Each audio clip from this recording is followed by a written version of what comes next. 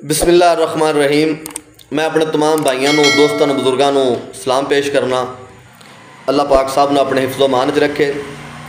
मैं गल करना चाहांगा जिहड़ा चंद दिन तो एक ग्रोह एक टोला और ख़ास तौर पर एक खुद साख्ता सैयद जिहड़ा अपने आप को सैयद कहलांदा है वो नशे की हालत दे विच बयानबाजी कर रहा। मैनू बड़ा सख्त मना किया गया सी अपने लीडर की तरफों, अपने वड्डे भाई की तरफों, मियाँ ममून जाफर तारड़ की तरफों कि कोई भी किसी किस्म की बयानबाजी नहीं करनी।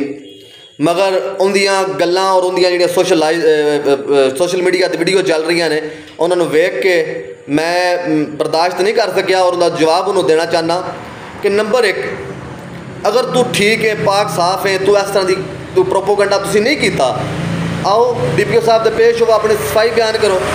पहले दिन का जिहड़ा तेरा बयान सी मेरी ज़ात ने वो सुन के मैं कहा सी कि नहीं इस तरह हो नहीं सकता, जिड्डी वड्डी पाक कलाम जिहड़ा हत्थ च फड़ के दिया कर रहा है। मगर उस तो बाद जो तेरे अबाओ अजदाद ने जो तेरे वड्डियां तेनों फिर सबक दिता कि इस तरह नहीं, यह तू गलत किया है और फिर तो अपनी असल औकात पर आया है। मैं एक चीज़ तुम दस दियाँ, मियाँ ममून जाफर तारड़ साडा वड्डा वीर है, साडा भाई है, साडा लीडर है, साडी जिंद जान है। उनका स्टेटस नहीं कि वह तेरे गल्लां दा तेनों जवाब देवे, तेरियां गल्लां दा जवाब देने लई असी काफ़ी हाँ। असी छोटे भाई मियाँ साहब दे असी काफ़ी हाँ। या तो दलेर बन, मर्द का पुत्र बन, पिंड दे विच आ, असी पुर अमन लोग हाँ और पुर अमन रहना पसंद करने। मगर तुसी जिस तरह की हरकतां कर रहे हो तुसी अमन खराब करोगे, जिंदा विच साडे ज़िले का अमन खराब होगा।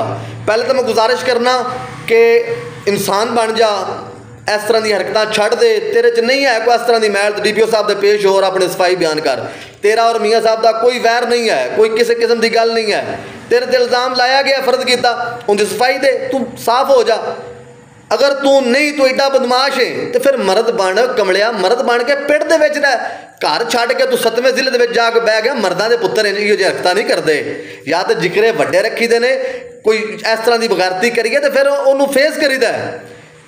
ठीक है, अगर इन्नी औकात ना होवे मेरा भाई फिर इस तरह दी हरकतें ही नहीं करी दियां, इस तरह की बयानबाजी नहीं करी दी। मैं फिर तेरे के गुजारिश करना कि मेहरबानी कर इन्हां चीज़ों तो बाज आ जा, इन्हां चीज़ों तो बाज आ जा, कानूनी तरीकाकार दे नाल आ सानू फेस कर, अपने ते लगे इल्ज़ाम जिहड़े ने उन्होंने फेस कर, अपनी सफाई बयान कर। तेरा साडा या मियाँ साहब का किसी किस्म का कोई लड़ाई झगड़ा नहीं। अगर तू इस तरह दी हरकतां करेगा, जिहड़ी जुबान दे विच मियाँ साहब के बारे तू जुबान इस्तेमाल करेगा, उस तो सख्त जुबान दे विच तैनूं जवाब दिता जाएगा। और असी भी चूड़ियाँ को नहीं पाइयां, मगर की कि साडे लीडर सख्ती नाल मना किया है। असी पुर अमन लोग हाँ, असी अपने ज़िले का अपने घरां दा अमन नहीं खराब करना चाहते। लिहाजा अगर तू अमन खराब करने की कोशिश की तो मुँह तोड़ तेनों जवाब देंगे। इंशाअल्लाह असी भी तेरे नाल फिर फर्क नहीं पावांगे। जिहड़ी जुबान दे विच तू साडे लीडर नूं मुखातब करेगा उस तो सख्त जुबान का तेनों जवाब दिता जाएगा।